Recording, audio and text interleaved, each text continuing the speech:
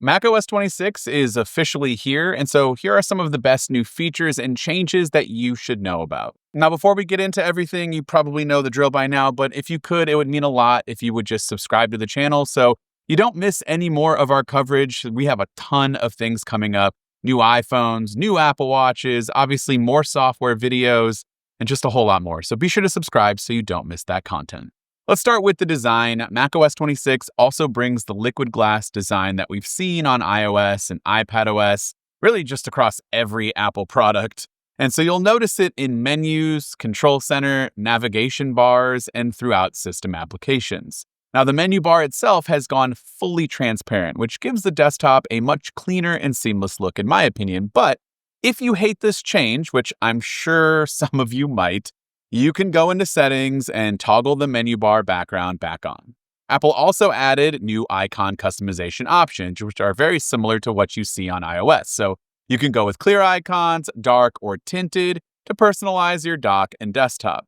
I usually don't bother changing icons on my iPhone or iPad. I do make them darker, but I don't tint them or make them clear. But for some reason on the Mac, I feel like it's easier to find what you need, so it's not going to distract me as much. And so I might go with the clear look because it looks really nice. Now, Spotlight is probably my favorite update. On the surface, it looks like the same, but once you start to interact with it, you'll see the 4 new bubbles that separate apps, files, actions, and your clipboard. You can use shortcuts like Command 1 for apps, Command 2 for files, Command 3 for actions, and Command 4 for the clipboard. And that's right, we do have a clipboard manager, which is huge. You can finally see your copy and paste history from throughout the day, and you can pull something that you need back instantly. Now, it is limited to a single day right now, so this means I probably won't go ahead and cancel my Paste subscription just yet, but it is a great start, and it might one day replace that Paste subscription if Apple ever extends the history and its features in the future. Now, the new action system is also kind of a game changer here. You can type something like send email, then pick a contact, write out your subject, and it goes out instantly, complete with the macOS classic sent mail sound so that you know that you actually sent the email. You can even set your own shortcuts like ST for set timer or SE for that send email one that we just talked about, and Spotlight goes ahead and takes care of the rest. It's also another fast way to get into ChatGPT too, which is what I've been using a lot. So I program mine to CH to get into ChatGPT, and I can just start asking whatever I need.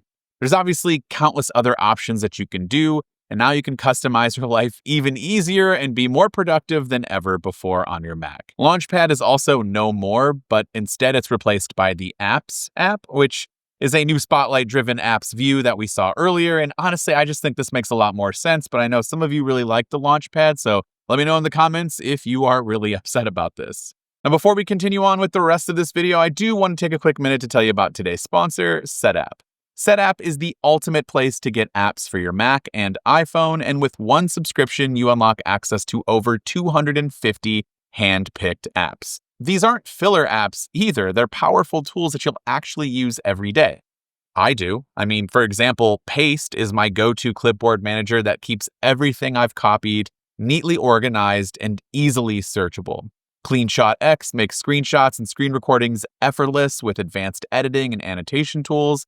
And when I'm writing scripts, I rely on Ulysses, also included with Setapp. Want real-time insights into your Mac's performance? You also have iStat menus, which gives you all the data at a perfect glance. If you got a MacBook, Notch Nook will make your MacBook's notch so much more useful, and the list just keeps going on and on. And it's not just Mac. Many of these apps have iOS versions too.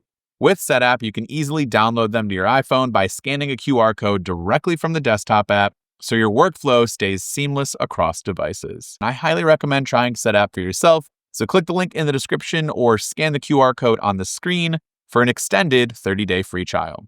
Thanks, Setapp, for sponsoring today's video. Control Center also now mirrors what you expect on iPhone and iPad with liquid glass styling, customizable toggles, and the ability to resize or rearrange modules.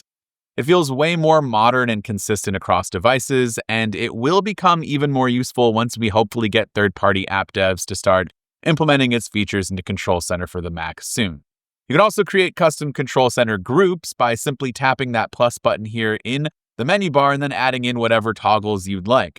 To label the group, you can choose from a very limited selection of symbols, Hopefully, Apple will expand on that a bit further because I don't think you'll have everything you might need, but perhaps you might. Live activities also now show up in the menu bar, which is another fantastic quality of life feature ported over from iOS.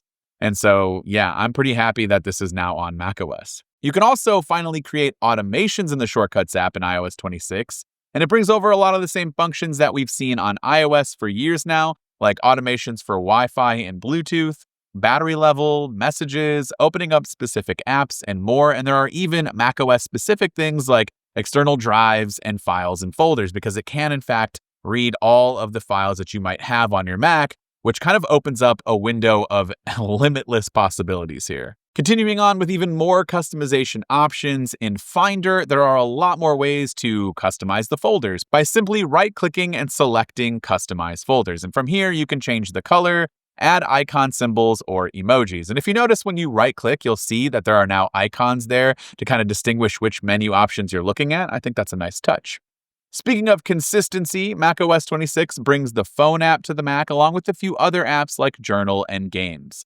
So let's start with the phone app, because at first this kind of felt odd, but I think it makes a lot of sense.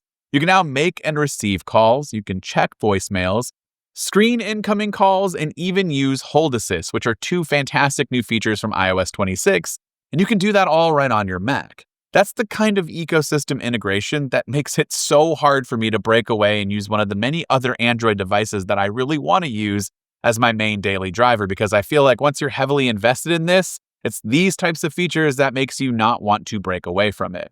Journal comes over from iPhone, giving you more places to jot down entries, longer entries. It just makes a lot of sense to be on the Mac. And the Games app is just a full-featured gaming hub. It integrates with the Game Center, shows what your friends are playing, it pulls in Apple Arcade titles to make it easier to find new Apple Arcade games, and even tracks games from other platforms, third-party ones like Steam. It's the easiest way to see your full gaming library on your Mac. And it's also new for iOS 26 and iPadOS 26, so you'll have it across all three platforms. There are also smaller but really useful improvements in my opinion. So reminders can now auto-categorize lists using Apple Intelligence, which is great for things like packing lists. So you can jot down a bunch of things, grocery lists, whatever, and it'll just automatically categorize those for you, which is super helpful. Notes lets you finally export to Markdown, which is a feature that people have been asking for forever. Messages app gains custom backgrounds, polls, and group typing indicators, keeping up with iOS features that were just introduced. And you can see password history inside of the Passwords app, which is really nice to be able to track when your passwords might have been modified. Now, performance for macOS 26 has honestly been rock solid for me. macOS 26 has been stable in beta and is now really stable for the last day. It's been a day in this release. There's no major issues with apps like Final Cut Pro, which for me was a nightmare in years past, and I never wanted to update right away for this specific reason. But I will say, as somebody who usually waits to put this new update on their Mac, I've done it on day one. I've actually been using the beta, which is crazy, but it's been so stable that I feel pretty good recommending it, though I don't want to be the reason why something might break for you specifically. So again, go at your own risk, but I have had no issues with my daily work, and so hopefully that'll carry on over to you guys if you want to try it out right now. Overall, macOS 26 nails the balance between aesthetic polish, new functionality, and ecosystem consistency. Spotlight is a huge step forward, Control Center feels more unified with the other platforms, and you get new apps like the phone app, Journal, and Games. And then there are just nice smaller touches across notes, reminders, and messages, and it just makes the Mac feel smarter and more personal than ever. Honestly, this is probably one of the more refined macOS updates in years. I think all of the updates for iOS 26, iPadOS, Watch, etc., they have all been great. But that's my take on it. Would love to hear from you in the comments down below. Are you into all of the new design changes or the practical features like with Spotlight and Control Center? Let me know down in those comments. This has been Dan with MacRumors. Thanks so much for watching, and I look forward to seeing you around in the next video.